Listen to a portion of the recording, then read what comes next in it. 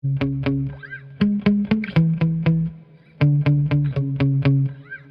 the Laegendary Thunder has a lot of nice features to it, and it's easy to work on overall. But this plastic housing here, which surrounds the receiver and the stock ESC, is going to need to come out if you're going to be running a bigger ESC. I have two different ESCs here. ZTW ESCs have worked phenomenally for me. I have a 120 amp unit here on the right and a 150 amp unit on the left. I have this same ESC in my Traxxas Bandit. It's gone up to 108 miles an hour on 4S and 98 miles an hour on 3S. The larger 150 amp ZTW ESC is 2S to 6S capable, so I'm going to try to fit this one in there. Plus it has larger wires, 10 gauge wires, so this is the way to go for maximum speed and efficiency as far as being able to carry a lot of amps. And for the stock motor, we're going to leave that in there for now. You probably don't need a 150 amp ESC, but might as well put it in there if I can go ahead and fit it. Again, we're going for a speed run setup here, so we want something nice and spicy. So what we're going to do is go ahead and remove these two pins here, and then this little cover here pulls off. And we're going to have to go ahead and remove these wires from the receiver. Take note, the black wires are on the end here, away from the white label. And we have 3 wires. So number 1 is going to be for the servo. Number 2 is for the ESC. And I have a third one because I have a fan on my motor. So we're just going to go ahead and yank these out of here carefully, pulling from the connectors. Slide this out of here. This 50 amp unit's fine, you know, if you're running stock power levels. It just barely was enough when I had a 27 tooth pinion gear in there. But you can see these little spaghetti looking wires, they're only 14 gauge. We're going beefy here with 10 gauge wires, and they're gonna be able to hold a lot of more amps. I'm just gonna go ahead and snip this. So we'll do it right about there, and we'll go over to the other side and we can snip it right about. And the reason I want to keep this is I like the little antenna holder. I just took an antenna tube, put it in here, keeps the antenna nice and erect how I want it. And not that there's any range issues with this receiver. It's actually the best receiver I've ever owned for range, but can only help having it nice and vertical. So now what I'm gonna need to do is go ahead and remove this plastic housing.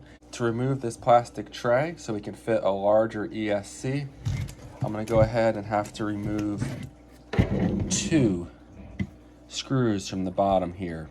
So we're gonna go ahead and remove this one and this one here. So when you're working on your Laegendary Thunder, sure, it comes with Allen keys, and I've been using these for a year or so on the different RC cars I have, my cheaper ones, to get the hex screws out. But do yourself a huge favor and get a nice set of hex drivers like these here. I got a set of 4. These are the most popular sizes you'll need to use. Pretty much we'll do all the hexes on RC cars. $15 or less. This brand here is Sharegoo. Link in the video description to where you can get these, but they are just so nice. They fit in the hexes perfectly. You can easily and quickly just spin the screws right on out of there. No more fumbling around with the stupid hex keys. So definitely do yourself a favor and pick up a set of these.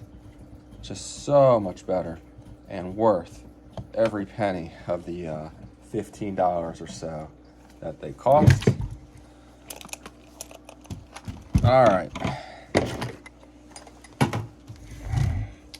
So the plastic tray is out. Now you could mount your new ESC up here on the front. I considered doing that. It would actually fit nicely there, but the problem is if you ever have to remove these screws, then you have to remove the ESC. So I'm gonna try to get it over here on the side. Plus I like the idea of not having the car so unbalanced. I'm gonna put a beefy 3 and 4S battery in here, so there's gonna be a lot of weight on this left side. So having the ESC on the right side will help offset some of the weight of the battery to keep the weight distribution even in the car. So now I'm going to go ahead and remove the power switch here for the ESC. And then what do we got here? We have a bunch of wires here that I'm just going to have to undo this little rat's nest. Of course, I've already been here before. You just have to snip the zip ties that come in here. If you haven't rigged yours up like mine, pretty straightforward, and we just need access to all of these wires. All right, we're just gonna pull the motor wires apart now. 1, 2, 3. All right, and what else do we have? We have one more. This is an extra one because I have the fan on the motor. There we go. All right, so now I have the stock ESC completely removed. Here's the servo wire, I'll move that up here. This is the connector for my fan for the motor. Move that over here. And this 150 amp unit is big. It may just fit down in here. It's gonna be tight. All right, so it kind of fits like that. But as you can see, it's not level.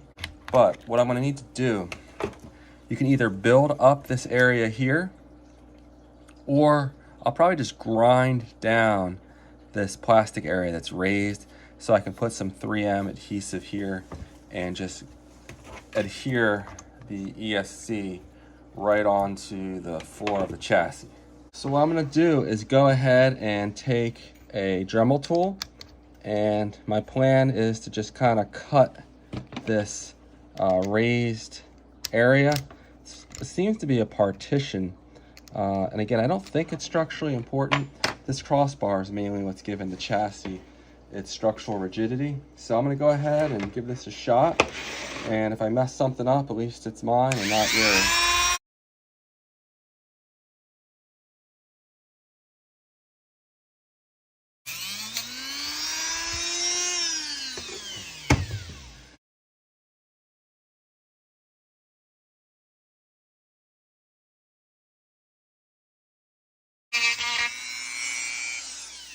Okay, and that should do the trick.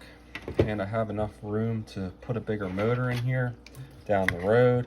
Although I'm really worried about doing that. This Laegendary Thunder, it runs great in stock form, but this is so light. The shaft here, I guess it's aluminum, very thin. And then everything kind of moves around in here. If you can see that on camera. Does not inspire confidence. So I'm gonna have to try to ease into the throttle, not go nuts, especially with a bigger motor that has more torque. This thing might not be happy with that at all, but we'll see what happens. I'm gonna continue with a 3650 motor for now. Just higher KV down the road, and then maybe then we'll go to a bigger motor if needed. But yeah, this 150 amp ESC just fits in there, and as you can see, I have some room over here to go bigger on the motor down the road if I need to. So I'm going to go ahead and put in the adhesive on the bottom of the ESC, and we'll get this thing mounted.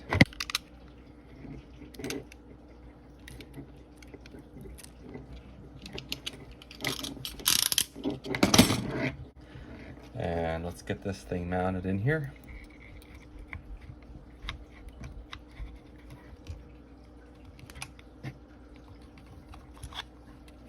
Just put some pressure on it for a few minutes.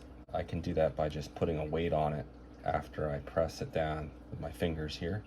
Now for the receiver, I'm going to do the same thing. Just put a little bit of this 3M adhesive on the bottom here. And then for this, I think I can just go ahead and cut this here. And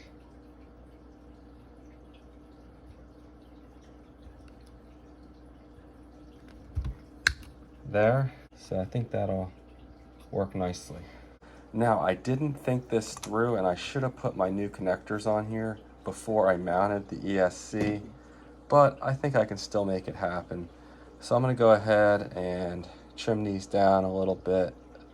I think right about here will work, and then I'm going to go solder on some 8mm bullets. Now this ESC comes with 5mm bullet connectors on the motor end, which is better than a lot of ESCs. They come with 4 or even 3.5mm. However, I use 6.5mm bullets on the motor side of my ESCs. So I'm going to go ahead and solder on some 6.5mm bullets, and I'm going to do the same thing on the motor here. These have, I guess they're maybe 4mm. Now, if you're not too concerned about a loss of performance from the ESC to the motor with the connectors, the 120 amp unit, which is plenty good, except if you're going completely nuts like I may here, it'll connect right up to it. It includes 4mm bullets, which is what the stock motor comes with. So that is an option if you do not like soldering, but it does come with an XT60 connector on the battery side. So you're going to have to do something about that, and adapters are not a good idea when you're pulling high amps. Good chance, at minimum, you're going to get some additional resistance and loss of performance, but it may well melt and cause you a big headache. So I'm going to go ahead and use 8mm bullets on the battery side of the ESC.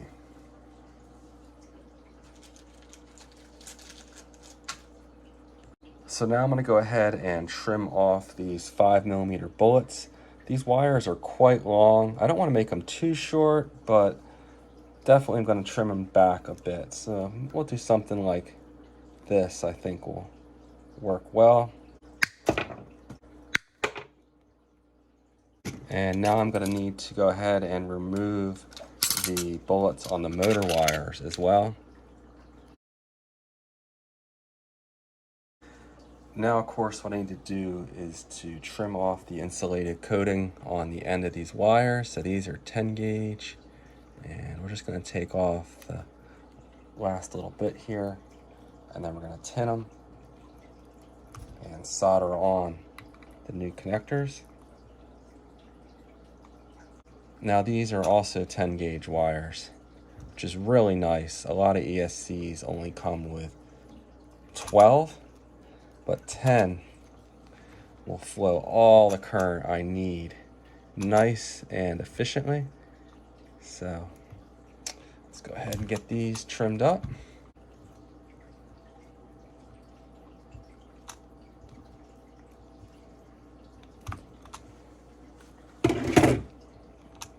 There we go. And then we're going to go ahead and put some flux on these, and then go ahead and tin them. I do not claim to be an expert solderer. I just know enough to be dangerous. But the bullet connectors you'll see me use are nice because they're easy to solder. EC5s are a nightmare. Even XT60 and Deans, they're all frustrating. Deans and XT60 are too small for this application. You need at least XT90. EC5 could work, but the bullets, I really like them. You just have to be careful when connecting things. Make sure you don't cross wires when you're charging them, because you could cause yourself a costly mistake. But overall, they're pretty simple to deal with, and they're my preferred connectors. So removing the motor is real simple. Two 2.5mm hex screws. So we're just gonna pull these out. There we go. While it's out, I'm going to go ahead and inspect my pinion gear. It looks great, no issues there. And this is only a 3300 kV motor, so not the fastest motor in the world. Even on 4S, it's pretty conservative for speed runs. So I'm going to look to go ahead and put in a hotter motor down the road, but first I want to max out this with my setup. So we'll go ahead and put this back in once I get the larger 6.5mm bullets mounted on here.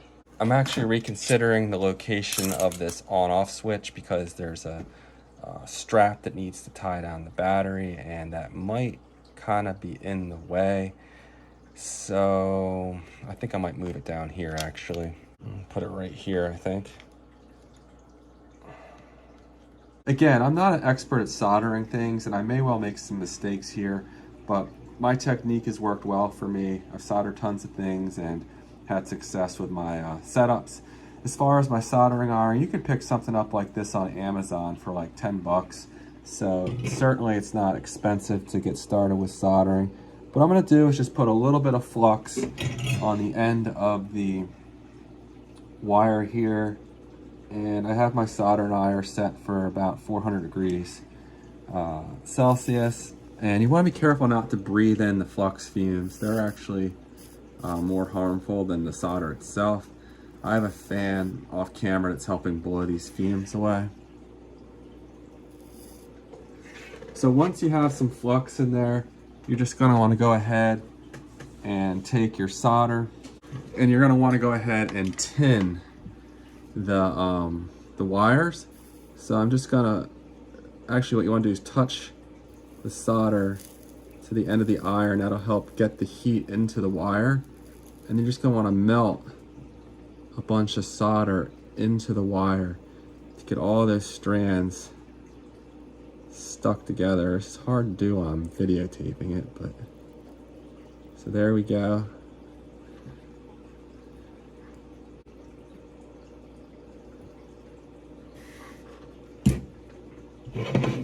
And then you're going to want to clean off your tip of your soldering iron after each time you use it. So that should be good enough to tin it, and it's ready for the next step in a couple minutes. Now, as I mentioned earlier, I'm going to be using 8mm bullets for the ESC. You can pick these up, get a bag of them pretty cheap, and they're super easy to solder. That's one of the reasons I enjoy using them, other than that they can flow lots of current as well. So I just have a piece of wood here with some holes drilled in it. Now, as I mentioned earlier, I should have done this before I mounted the ESC, but I think I could still make this work. Now, this is really tricky to do on camera, so I'm going to do my best to show you guys how I do this. I actually just did one and forgot to record it, so move that one out of the way. But what I'm going to do is go ahead and put the tip of the soldering iron down into the cup, and then I'm going to melt a pool of solder into the bottom. And then once it's in there and good and hot, I am going to quickly put the tip of the wire that's pre-tinned in there and hold it for at least 30 seconds. I put a fan on it to actually help it cool down more quickly, usually. And you might want to have a pair of pliers handy to gently grip the wire in case it gets too hot in your hand. So that's real hot. I'm going to go ahead and quickly pull out the soldering iron and then dip the wire in there and hold it as steady as possible. Again, you can grip it gently with a pair of pliers in case it gets too hot, and that'll keep you from getting burned. But you'll feel the heat get pulled up into the wire, and that's what you want. And with these 10 gauge wires, I'm probably not going to end up burning my fingers because I'm gripping it about 1.5 inches away. But it is getting quite warm at this point. But I'm going to wait for 30 seconds or so, and then it should be cool enough to then stop holding it in place. You don't want this joint to move at all while it's cooling and solidifying, because that will make a weak joint and a bad connection. So avoid that at all costs. So then what I do is I just take my pair of pliers and I gently grip this and I will pull it out of the wood. Now this is the first time I've tried using a paper towel around here just to protect the threads from solder getting on it or flux. And you can always clean these up after the fact. But there you go, you can see the cup was nice and full, and the wire should be connected well to the 8mm bullet. So we're gonna go ahead and do some more of these, and then I'll show you how to put the shrink wrap over it. Now for these, my shrink wrap's big enough, I don't need to put the shrink wrap over the wire first, but for some wires you'll need to put the shrink wrap on the wires, or you'll have to redo the joint because you won't be able to fit it over after the fact. One more thing I'll show you real quick is I have my motor here, and I have these existing connectors I want to remove. So what I'm going to go ahead and do is I have this helping hands thing I use sometimes. You can get these on Amazon. And what I want to do is just heat up the solder joint so I can pull off the connector. You're going to want to have a pair of pliers handy to do that. And I don't want to cut these wires any shorter. They're already pretty short. So all I'm going to do is go ahead and tap my soldering iron to the solder and then touch it to the solder that's on the connector here and just get a little bit melted on there. And then that heat will transfer into the existing solder, and I can just pull it right out. Simple as that. And then these wires are nice and pre-tinned. So I'm going to do that to all three of these, and then I can solder on new connectors. All right, now I'm going to go ahead and tin these ESC wires that go to the motor. Just going to put a little bit of flux on there. Again, don't breathe in these vapors. All right, now the same thing for the 6.5mm bullets. I'm going to go ahead and melt the solder in here real good, get it good and hot. Have my pliers ready. All right, now real quick, I'm going to take this, insert it, and try to hold it nice and steady.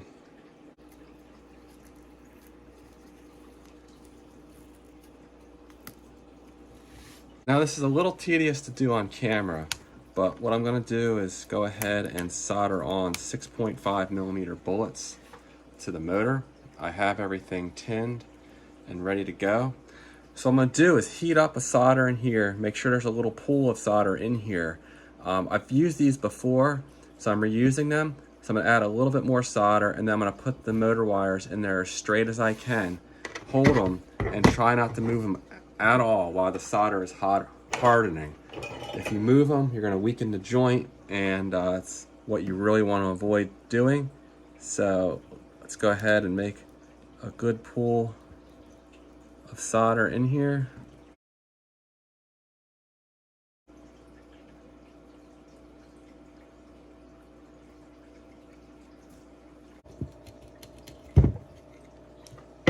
And there we go. We have our 3 connectors here on the ESC side to the motor. The motor wires are soldered up. I'm going to clean that up a little bit. And then the ESC to the battery are soldered up. Now we just need to go ahead and put shrink tube over them. Now for shrink tubing. Now for the 8mm bullet leads, I have this large diameter shrink tube. Link in the video description. I got this on Amazon. So I have a piece here that's plenty long for the connector. It's nice to be able to have it long enough you grab it by the shrink tube, so you're not stressing the joint there. I'm also working on a new battery here that I'll be testing. It's really important for batteries. You only do one side at a time. So do one side, put your shrink tube over it, heat it up and get it on there, then move on to the other. You don't want these batteries to arc, so do one connector at a time. So let's cut another piece here for the other 8mm bullet. And then for the 6.5mm bullets, I purchased this shrink tube at Harbor Freight. It was like $2 for this whole thing. And yeah, that's going to fit on there perfectly. So again, you don't have to be, perfect when you do this. Just cut them about the same length. I'm gonna need 6 of these. So now for the next phase, this would be easier to do if you did not have the ESC already mounted into the truck like I did, which wasn't a very good idea. But I find a gas stove works good for this. You could use a little torch or something. You want to be careful not to get the joint too hot. If you get too hot, you could melt the solder and mess up your connector.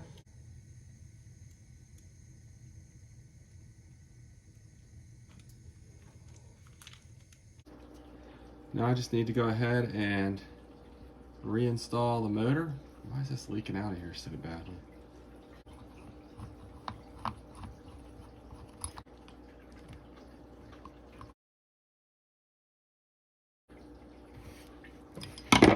Just gonna get the mesh right.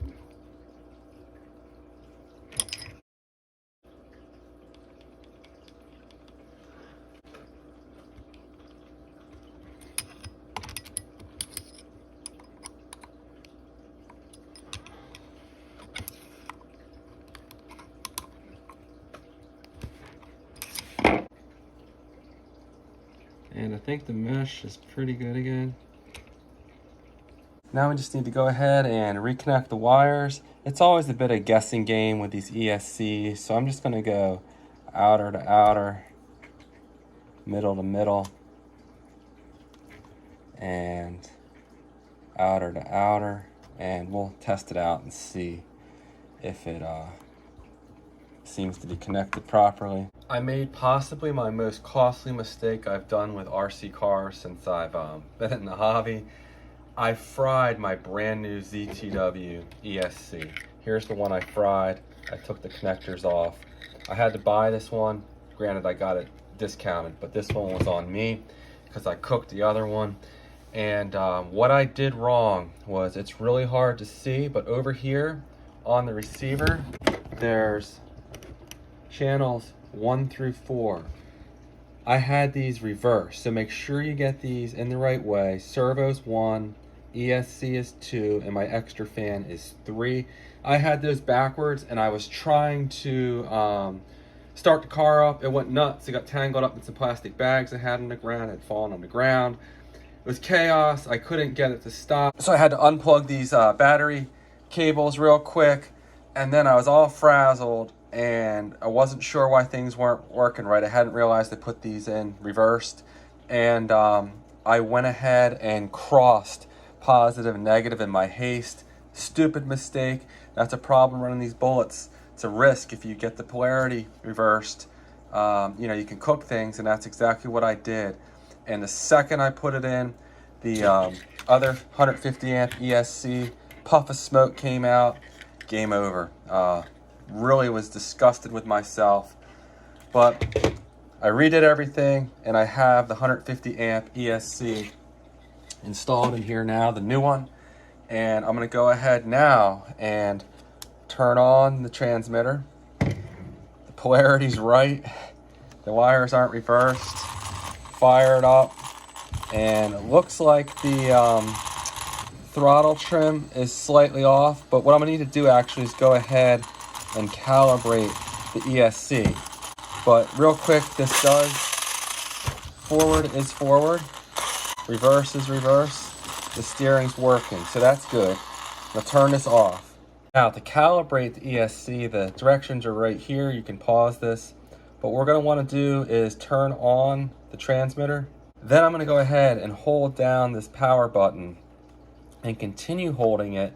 A blue light will come on, and then there'll be a long beep, and then release the button.